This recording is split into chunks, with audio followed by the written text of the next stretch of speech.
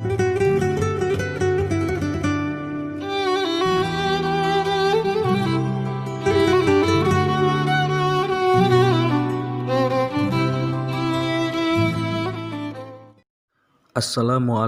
warahmatullahi wabarakatuh. Alhamdulillahirabbil alamin.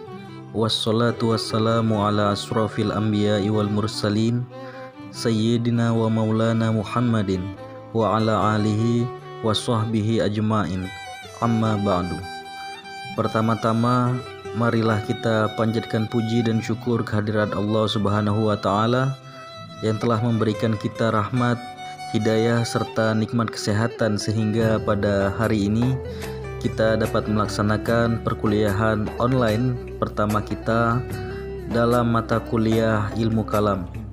Tak lupa pula salawat dan salam marilah kita hadiahkan kehadirat junjungan alam Nabi besar Muhammad sallallahu alaihi wasallam dengan lafaz Allahumma sholli ala sayyidina Muhammad wa ala ali sayyidina Muhammad. Saudara-saudara mahasiswa program studi Manajemen Pendidikan Islam yang berbahagia, video ini merupakan video pembelajaran pertama kita terkait mata kuliah ilmu kalam. Mudah-mudahan dari video ini saudara dapat mengambil hikmah dan manfaatnya. Amin ya rabbal alamin. Adapun agenda-agenda yang akan dibahas dari video pertama ini adalah yang pertama, tata tertib perkuliahan.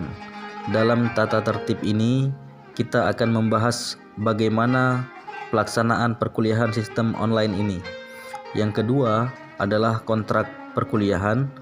Dalam kontrak perkuliahan ini, kita akan membahas bagaimana tujuan dan manfaat hingga strategi pembelajaran.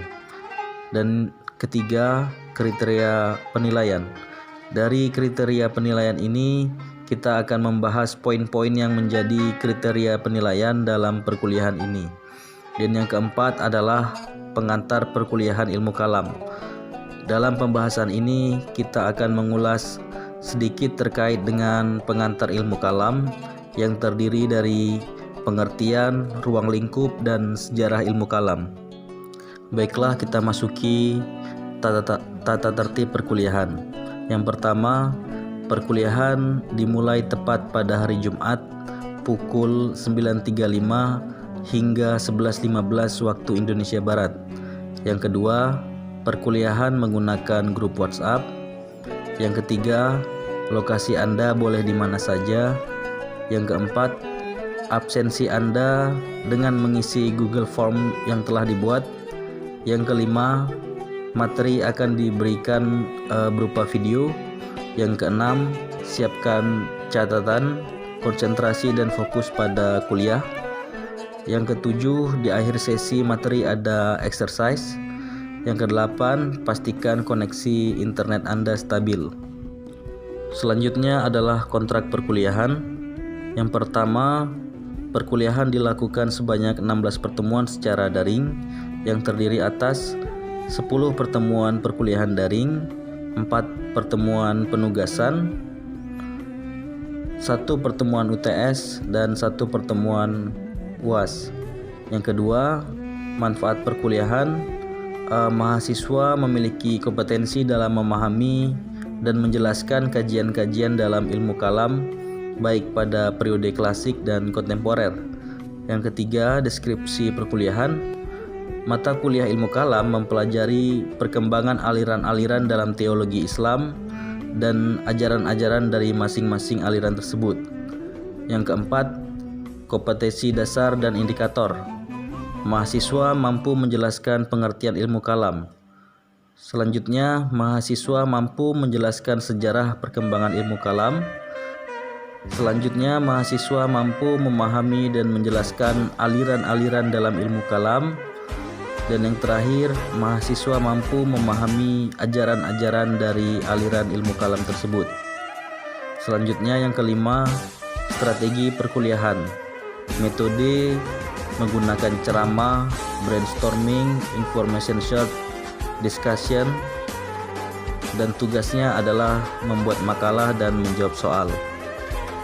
Lalu kriteria penilaian pada mata kuliah ilmu kalam ini adalah Yang pertama, kehadiran dinilai 10%, nilai tugas dinilai 30%, nilai UTS dinilai 30%, dan nilai UAS dinilai 30%.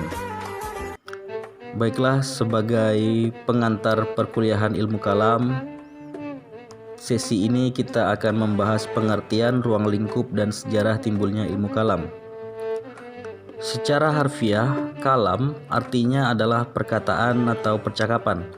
Sebagian orang mengatakan bahwa sebutan kalam secara harfiah perkataan atau percakapan diberikan kepada disiplin mata kuliah ini karena disiplin ilmu ini merupakan tambahan kemampuan berbicara dan berargumen kepada orang yang menguasainya. Sedangkan secara terminologi bahwa ilmu kalam ialah ilmu yang membicarakan tentang wujud Allah, sifat-sifat yang mesti ada padanya, sifat-sifat yang tidak ada padanya, dan sifat-sifat yang mungkin ada padanya, dan membicarakan tentang Rasul-Rasul Allah untuk menetapkan kebenaran kerasulannya dan mengetahui sifat-sifat yang mesti ada padanya, sifat-sifat yang tidak mungkin ada padanya, dan sifat-sifat yang mungkin terdapat padanya. Ilmu kalam adalah ilmu yang membicarakan bagaimana menetapkan kepercayaan-kepercayaan keagamaan, agama Islam dengan bukti-bukti yang yakin. Dasar ilmu kalam ialah dalil-dalil fikiran, dan pengaruh dalil fikiran ini tampak jelas dalam pembicaraan para mutakalimin. Mereka jarang mempergunakan dalil nakli berupa Al-Quran dan hadis, kecuali sudah menetapkan benarnya pokok persoalan terlebih dahulu berdasarkan dalil-dalil fikiran. Sebagai unsur dalam studi klasik pemikiran keislaman, ilmu kalam menempati posisi yang cukup tinggi dalam tradisi keilmuan kaum muslim. Ini terbukti dari jenis-jenis penyebutan lain dari ilmu kalam ini. Yang pertama adalah ilmu tauhid. Ilmu ini dinamakan ilmu tauhid karena membicarakan tentang keesaan Allah. Yang terpenting dalam pembahasan ilmu ini ialah mengenai keesaan Allah. Menurut ulama-ulama Ahlus Sunnah, bahwa tauhid adalah Allah itu esa dalam zatnya, tidak terbagi-bagi, esa dalam sifat-sifatnya, tiada tara bandingan baginya, dan esa dalam perbuatan-perbuatannya, serta tidak ada sekutu baginya. Lalu selanjutnya ilmu ini dinamakan ilmu usuluddin sebab membahas tentang prinsip-prinsip agama Islam. Ilmu usuluddin adalah ilmu yang membahas padanya tentang prinsip-prinsip kepercayaan agama dengan dalil-dalil yang qat'i, Al-Quran dan hadis mutawatir, dan dalil-dalil fikiran. Yang ketiga, ilmu ini dinamakan ilmu akidah atau aqaid sebab membicarakan tentang kepercayaan Islam. Syekh Thohir Al-Jazari menerangkan bahwa akidah Islam ialah hal-hal yang diyakini oleh orang-orang Islam, artinya mereka menetapkan atas kebenaran. Di negara kita, terutama seperti yang terdapat dalam sistem pengajaran madrasah dan pesantren, kajian tentang ilmu kalam merupakan suatu kegiatan yang tidak mungkin ditinggalkan. Itu ditunjukkan dengan namanya sendiri dalam sebutan-sebutan lain tersebut. Ilmu kalam menjadi tumpuan pemahaman tentang sendi-sendi paling pokok dalam ajaran agama Islam, yaitu simpul-simpul kepercayaan, masalah kemahaesaan Tuhan, dan pokok-pokok ajaran agama. Karena itu, tujuan pengajaran ilmu kalam di madrasah dan pesantren adalah untuk menanamkan paham keagamaan yang benar. Maka dari itu, pendekatannya pun berupa doktrin agama Islam. Baiklah, sekarang kita masuki ilmu kalam menurut para ulama. Yang pertama, menurut Mustafa Abdul Razik, definisi ilmu kalam adalah ilmu yang berkaitan dengan akidah imani yang dibangun dengan argumentasi-argumentasi rasional. Yang kedua, menurut Al-Farabi, definisi ilmu kalam adalah disiplin ilmu yang membahas zat dan sifat Allah beserta eksistensi semua yang mungkin mulai yang berkenaan dengan masalah dunia sampai masalah sesudah mati yang berlandaskan doktrin Islam. Yang ketiga, menurut Ibnu Khaldun, definisi ilmu kalam adalah ilmu yang mengandung berbagai argumentasi tentang akidah imani yang diperkuat dalil-dalil rasional. Yang keempat, menurut Syekh Muhammad Abduh, definisi ilmu kalam adalah ilmu yang membahas tentang wujud Allah, sifat-sifat yang wajib baginya, sifat-sifat yang jaiz baginya, dan tentang sifat-sifat yang ditiadakan darinya, dan juga tentang Rasul-Rasul Allah, baik mengenai sifat wajib, jaiz, dan muhal dari mereka. Jadi ilmu kalam ini artinya ilmu yang mempelajari ikatan atau keyakinan seseorang tentang masalah ketuhanan dengan menggunakan dalil-dalil fikiran dan disertai alasan-alasan yang rasional. Lalu selanjutnya, ilmu kalam adalah salah satu dari 4 disiplin keilmuan yang telah tumbuh dan menjadi bagian dari tradisi kajian tentang agama Islam. 3 lainnya adalah disiplin-disiplin keilmuan fikih, tasawuf, dan filsafat. Jika ilmu fikih membidangi segi-segi formal peribadahan dan hukum, sehingga tekanan orientasinya sangat eksoterik atau eksoteristik mengenai hal-hal yang bersifat lahiriah. Dan ilmu tasawuf membidangi segi-segi penghayatan dan pengamalan keagamaan yang lebih bersifat pribadi, sehingga tekanan orientasinya pun sangat esoteristik dan lebih kepada hal-hal yang batiniah. Kemudian ilmu filsafat membidangi hal-hal yang bersifat perenungan spekulatif tentang hidup ini dan lingkupnya seluas-luasnya.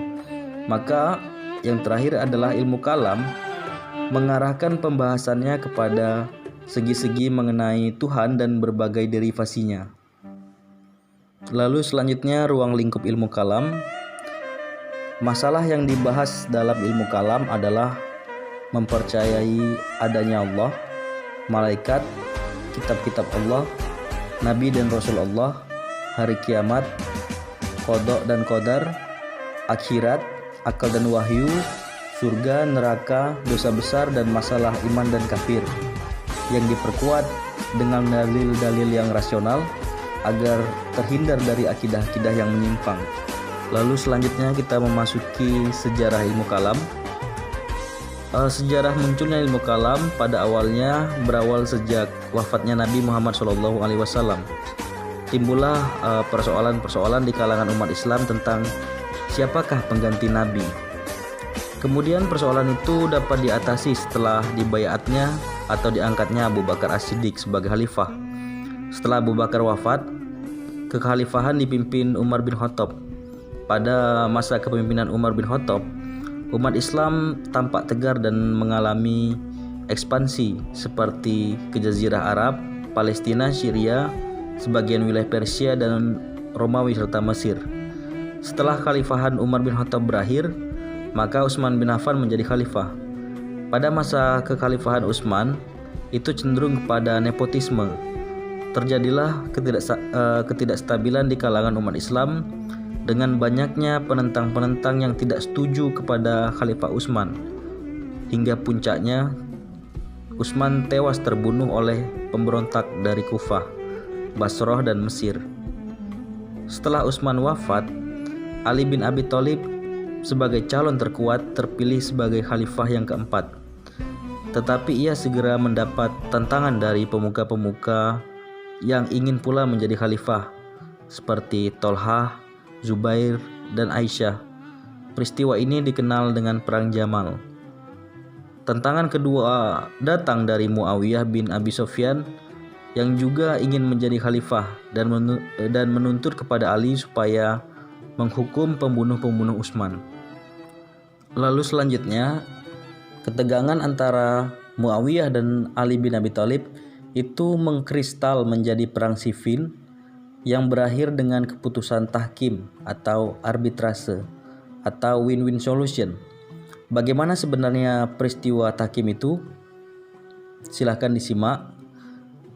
Sekiranya sekitar 6 bulan pasca Perang Siffin yang berlangsung sekitar bulan Muharram Safar tahun 37 Hijriah bertepatan Mei-Juli 657 Masehi, delegasi Ali bin Abi Thalib dan delegasi Muawiyah bin Abi Sufyan akhirnya sepakat bertemu di sebuah kota yang bernama Dumatul Jandal, yang secara geografis terletak antara Madinah dan Damaskus, yang kini masuk wilayah Arab Saudi. Menurut beberapa sumber, pertemuan ini digagas oleh Amr bin As dari kubu Muawiyah. Setelah pasukan Muawiyah terpojok dalam pertempuran Siffin yang berlangsung di wilayah Raqqa, kini masuk wilayah Suriah. Delegasi Ali bin Abi Thalib berjumlah 400 orang dipimpin Abu Musa al-Asy'ari, yang sebagian diantaranya adalah para sahabat Nabi.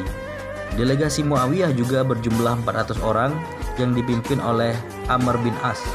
Sebagian diantaranya juga dari para sahabat Nabi. Sebelum puncak pertemuan itu, terjadi dialog antara Abu Musa al-Asy'ari dan Amr bin As.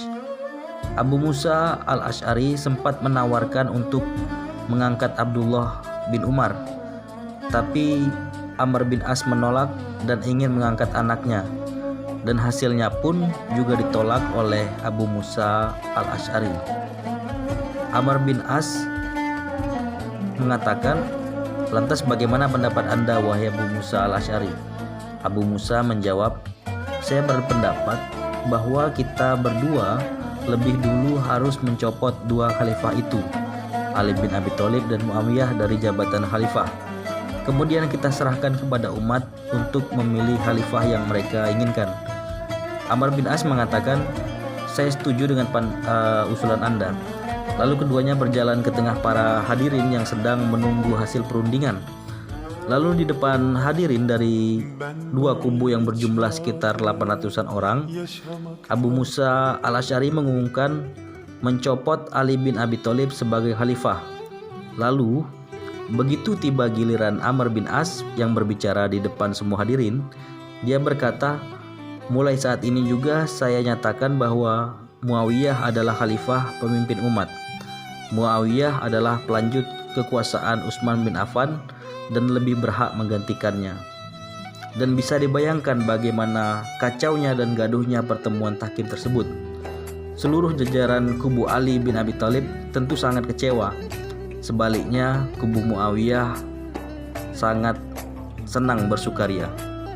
Lalu sikap Ali yang menerima tipu muslihat Amr bin As, utusan Muawiyah dalam tahkim, sungguh pun dalam keadaan terpaksa, itu sangat tidak disetujui oleh sebagian tentaranya. Mereka memandang Ali bin Abi Thalib telah berbuat salah, sehingga mereka meninggalkan barisannya. Mereka inilah yang terkenal dengan nama Khawarij, dan kelompok yang tetap mendukung Ali bin Abi Thalib dikenal dengan nama Syiah. Jadi persoalan kalam yang pertama kali muncul adalah persoalan siapa yang kafir dan siapa yang bukan kafir. Dalam arti siapa yang telah keluar dari Islam dan siapa yang masih tetap dalam Islam. Khawarij memandang bahwa orang-orang yang terlibat dalam peristiwa tahkim, yakni Ali, Muawiyah, Amr bin As, Abu Musa al-Asy'ari, adalah kafir. Dari persoalan politik tersebut hingga kian lama selanjutnya merambat kepada persoalan akidah, sehingga persoalan ini melahirkan 3 aliran teologi dalam Islam. 3 aliran teologi dalam Islam ini adalah aliran Khawarij, aliran Murji'ah, dan aliran Mu'tazilah. Aliran Khawarij menegaskan bahwa orang yang berdosa besar adalah kafir, dalam arti telah keluar dari Islam, atau tegasnya murtad dan wajib dibunuh. Aliran Murji'ah menegaskan bahwa orang yang berdosa besar masih tetap mukmin dan bukan kafir. Adapun soal dosa yang dilakukannya, hal itu terserah kepada Allah untuk mengampuni atau menghukumnya. Lalu aliran Mu'tazilah yang tidak menerima pendapat kedua tersebut. Bagi mereka, orang yang berdosa besar bukan kafir, tapi juga bukan mukmin. Mereka mengambil posisi antara mukmin dan kafir, yang dalam bahasa Arabnya terkenal dengan istilah al-manzilun baina manzilataini, yaitu posisi di antara dua posisi. Baiklah, saya kira demikian terkait dengan pengantar perkuliahan ilmu kalam kita pada hari ini. Kita sedikit banyak telah membahas terkait dengan pengertian ruang lingkup dan sejarah ilmu kalam. Mudah-mudahan apa yang disampaikan dapat bermanfaat dan dapat dipahami oleh saudara-saudara sekalian, dan mudah-mudahan dari pertemuan yang berupa video yang singkat ini dapat memantik saudara-saudara untuk meneliti lebih dalam terkait dengan pembelajaran kita pada hari ini. Terlebih terkurangnya saya mohon maaf yang sebesar-besarnya. Akhirul kalam, wallahul muwafiq ila aqwamit thoriq. Wassalamualaikum warahmatullahi wabarakatuh.